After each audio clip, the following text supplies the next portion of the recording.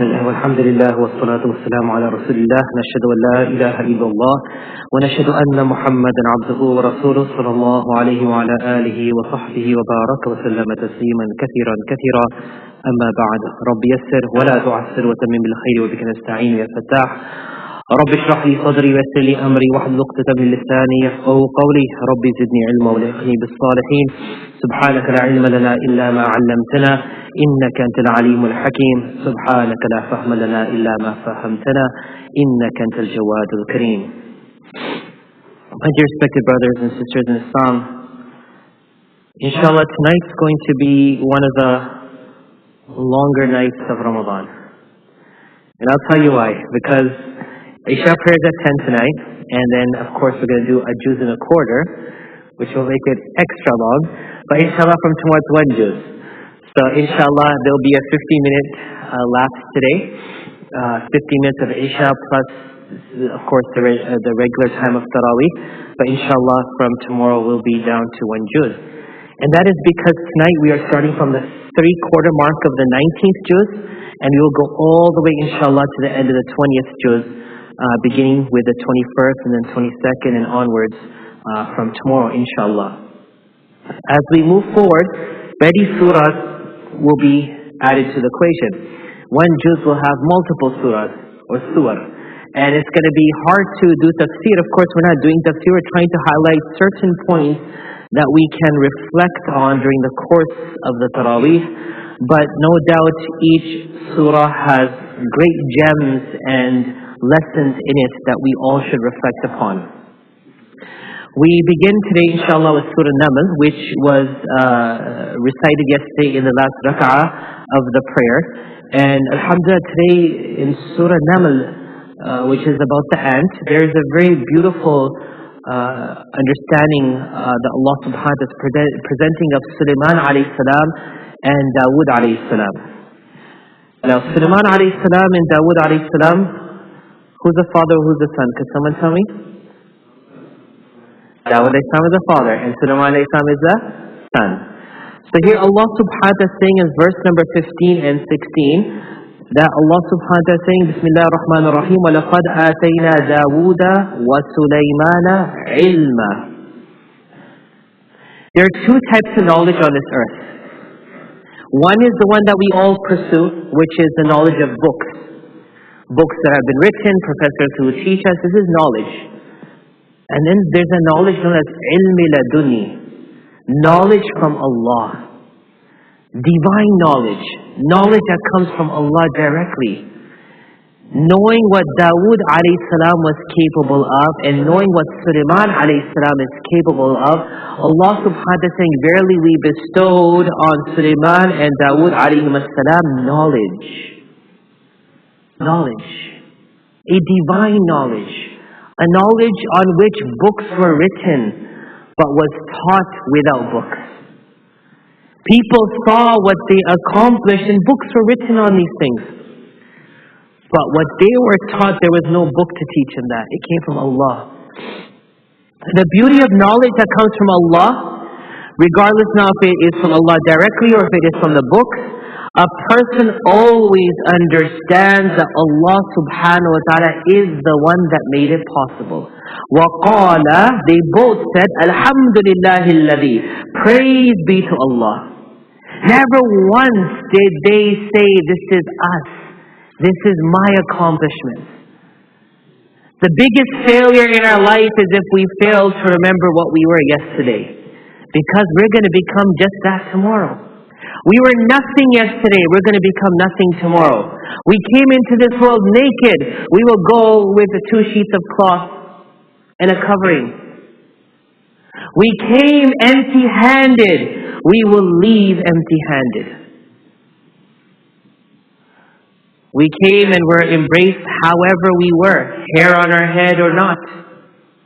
And tomorrow when we die, one of the practices of the tajheez al-mayyit, to prepare the bier, the janazah, is that nothing of the body is touched.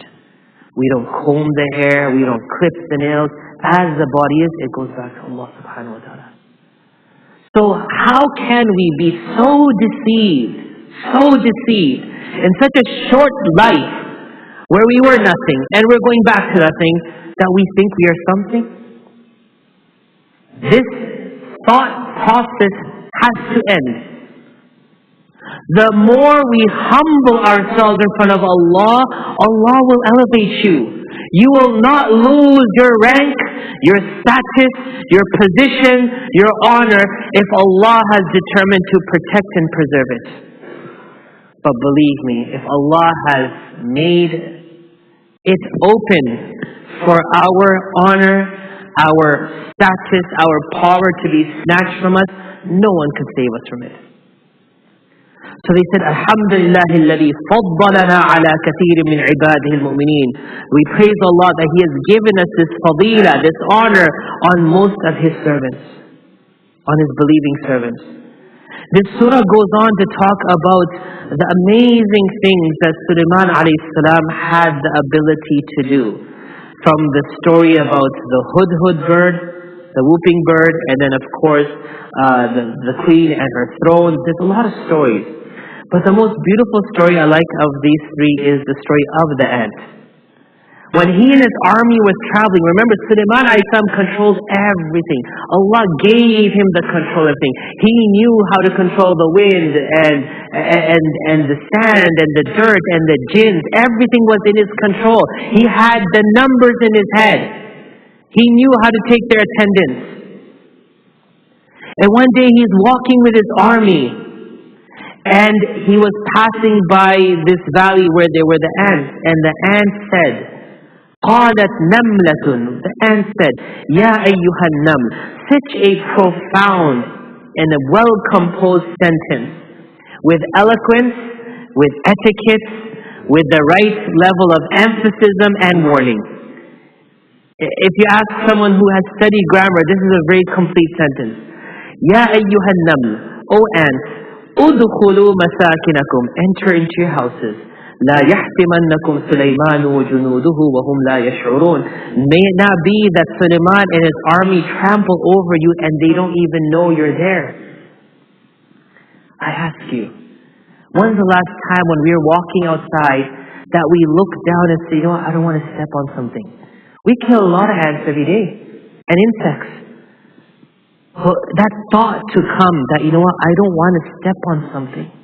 I don't want to kill a worm that ventured out from the grass and it got stuck on the tarmac and the heat is so much it's jumping up and down. I don't want to step on it.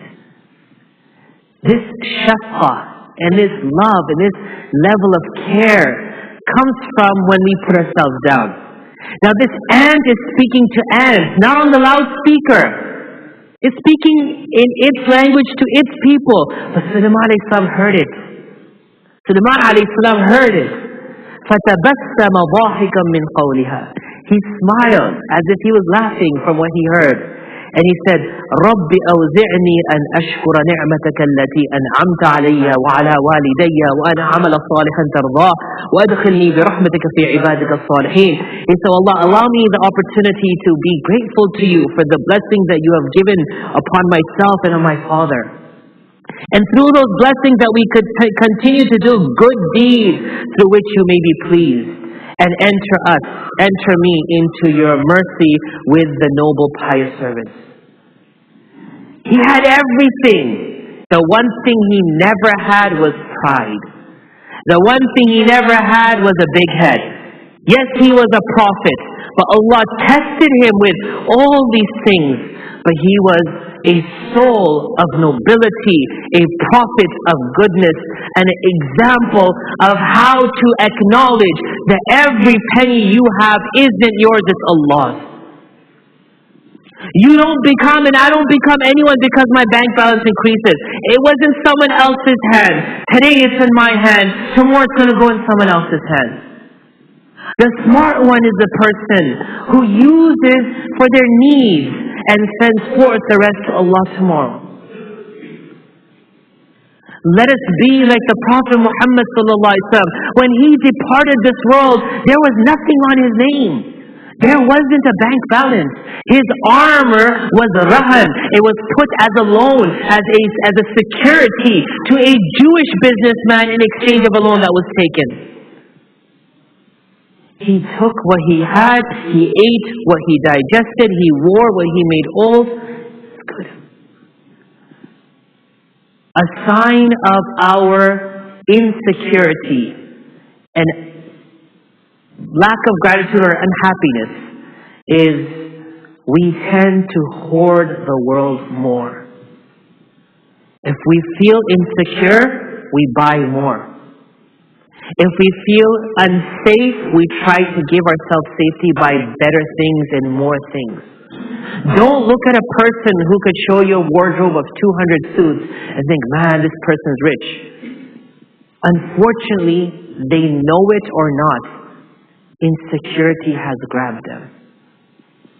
Because people who are successful and people who have money, you look at Bill Gates or any one of these people, you don't see lavish clothing on them. You see them just doing what everyone else does. Why? Because that's not their focal point. You should take lessons from everyone. There's a lesson to be learned from everyone. And so Sulaiman alayhi salam giving thanks to Allah that he heard the ant warn the other ants. And what was his shukr? That, oh Allah, let me not be amongst those that would just trample on your creation and not caring that this is your creation. This is a lesson of shukr. Allah, I want to have shukr. I want to do shukr of you to the extent that I never do any wrong to your creation. This is also shukr. That you give me the ability to understand that I may be a source of harm. Let me not be a source of harm to anyone. Moving on to the third point.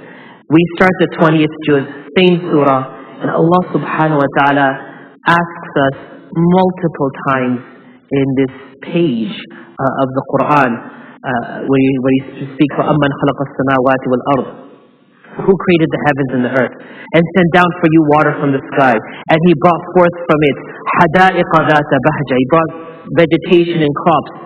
مَا كَانَ لَكُمْ أَن تُنْبِتُوا شَجَرَهَا, you could have never brought these things forward. أَإِلَهٌ مَعَ اللَّهِ, is there God beside Allah? He's asking us, أَإِلَهٌ مَعَ اللَّهِ, is there a God beside Allah? When he asks us these questions, he is trying to tell us, root out from your bodies and your souls and your minds and your hearts the thought, the mere thought that Allah is doing everything but. All Allah has to do is stop sending water down from the sky, and there goes your crops, and there goes your food, and there goes your security of having something to eat. It's a chain reaction. Allah is saying, "Ilahum ma'allah." Why do you not see that there's only one Allah? So He asks this question multiple times in this page for us to reflect that La ilaha illallah. There's no God but Allah. Remember, that word has to be embedded into our hearts. The day La ilaha illallah makes its way to the core of our hearts, life will be different. Life will be different. And that's what we're all here to do. We're all here to make that possible before we die. I want to feel my connection with Allah before I am connected to Allah. I want to feel the sweetness of faith before I taste the sweetness of paradise. I want to feel the treasure of Allah open itself up to me and shower down upon me goodness before Allah tells me in paradise, make and take what you want. We have to do it here, brothers and sisters. Our religion isn't about the next world only. We make it real from here, and it becomes ever more so fulfilling tomorrow, inshallah. Moving on, Allah subhanahu wa ta'ala in verse number 69 of Surah Naml, one of the last verses that I want to focus on here, Allah subhanahu wa ta'ala talks about قُلْ سِيرُوا فِي الْأَرْضِ فَانْظُرُوا كَيْفَ كَانَ عَاقِبَةُ الْمُجْرِمِينَ. Our Quran commands us to travel. Remember this. Traveling is essential for a believer. Number one, you acknowledge Allah's bounties and blessings. You realize what you had was such an important blessing that other people may not have. You are accustomed to turning on the tap and just having water. Go to places where they depend on a stream coming down from a mountain somewhere just to drink water. Realize the blessings that you have. And here Allah subhanahu wa ta'ala says, فَانْظُرُوا كَيْفَ كَانَ عَاقِبَةُ الْمُجْرِمِينَ. There is a very fine line where the Prophet Muhammad ﷺ would pass by an area where punishment was inflicted and he tells Sahaba, let's go, because Allah's punishment came here. But that time spent there was also reflection. Go to the Dead Sea. Go to the Dead Sea. Smell the stench of that water and realize this was the place that Jibreel alayhi salam was commanded to lift up with his wing and flip the city upside down. Go and see it. Go and realize what happened to these so-called superpowers and these communities that felt so secure that Allah has finished. Some of them, Allah says, I finished them, totally wiped their name. Namu nishan mita diya Allah ne. Allah completely took away their name and any sign of their existence. And some Allah has kept. Go and see them. I said this once when we went for Umrah a few years ago. I took my masjid in our youth group and we went to Madian Salih, where Salih alayhi salam was there with his people, where the camel came out of the mountain. When you enter that town, the bowl that the camel drank from is still there. It's humongous. This camel was huge. The mountains there look like something from space. Every mountain has a very weird shape to it. And at that time, the Saudi government was investing heavily in two things. Tourism, they're making 5-star resorts there, and they're reintroducing crops, because one thing the people there had was their land was lush. Greenery, vegetation and fruits were everywhere. Their houses were so unique. The architecture on those houses that they carved into those mountains, they carved it into the mountains. They had no chisels, or they never had any, bulldozers or machinery. This is what they did with their hands. Superb. The architecture till today, when you go and see it, it's mind-boggling. And you go into those houses, they made in such a direction that the sun is never missing it throughout the course of the day. The sun rises and sets, and you'll have the light of the sun all day. There are floors upstairs for sleeping, downstairs, where the oven was, where the sitting area, you could still see everything. This at one time was where the people of Salih alayhi salam inhabited this place. They lived there. Today it's dead. What happened? They thought they were everything. They got deceived by what they had. Allah destroyed them. Why? Because they asked for a sign. They asked for a camel. And they wanted that camel to come from the mountain. And when that camel came from the mountain, they wanted it to give birth to another camel. Dua was made. The camel emerged. It came out of the mountain and it gave birth to another camel. Now their complaint is what? Man, this camel is so big, it keeps on drinking our water. Okay, fine. All your animals have one day. Let this camel have one day. Still they had problems. فَعَقَرُوهَا. They went and they killed this thing. فَقَالَ تَمَتَّعُوا فِي دَارِكُمْ ثَلَاثَةَ أَيَّامٍ. You have 3 days. The Prophet said you have 3 days before Allah's punishment comes. You know what they said? Bring it on. Bring it on. Allah brought it on. Go and stand there and listen to the eerie silence. And remember, no civilization ever stood forever. No civilization ever stood in this earth forever. There was uruj and zawal. There was the rise and there was the fall. Regardless where you are in a civilization, always remember, it is Allah that gifted you what you had. Make use of it. And whenever there is a hard time, remember it's Allah who's testing you by taking away. Stay firm and steadfast for Allah. Allah will get you through it. But the day that you forget Allah in the easy days, and in those days when you forget Allah in hardship, you are saying to Allah, I don't need you. Allah will tell you, I don't need you either. May Allah protect us from such a state. The Quran is saying, go and see it. In Surah Qasas, it talks about, again, the story of Musa alayhi salam and Fir'aun, the whole story, subhanAllah. And the name of the surah is Qasas, which is the plural of qissa, means stories. But the only story that you will find in the surah is the story of Musa alayhi salam. So what stories is it talking about? I gave a khutbah on this one, and the stories are four. The four states of Musa alayhi salam's life. The initial state when he was a baby, and the Pharaoh was doing what he was doing. At that time, he was what we term inactive. He couldn't do anything for himself. But despite him being a baby, unable to take care of himself, Allah subhanahu wa ta'ala took care of him. His mom was told, put him in the basket, put him in the water. He ended up at the palace of the Pharaoh. Allah subhanahu wa ta'ala preserved the life at a time when the Pharaoh was killing the boys. He was inactive. He wasn't able to do anything. Allah took care of him. But then when he had his senses, and he started moving around, and he started seeing things and understanding things, he saw one day a person from his people was being picked on by another people. So he went and he punched him and he killed him. That is what we call the reactive state. Today our ummah as a whole, if you look at these states, we are in the first two. There was a time when we were kids, Allah subhanahu wa ta'ala took care of us. Now we're growing up, we are adults. We should know how to take care of ourselves and the deen of Allah subhanahu wa ta'ala. Being in a state of in an inactive state is not going to help you. And then when you do become something, don't be reactive. Our entire Muslim ummah is reactive. How dare you burn our Quran? How dare you do this? Stop being reactive.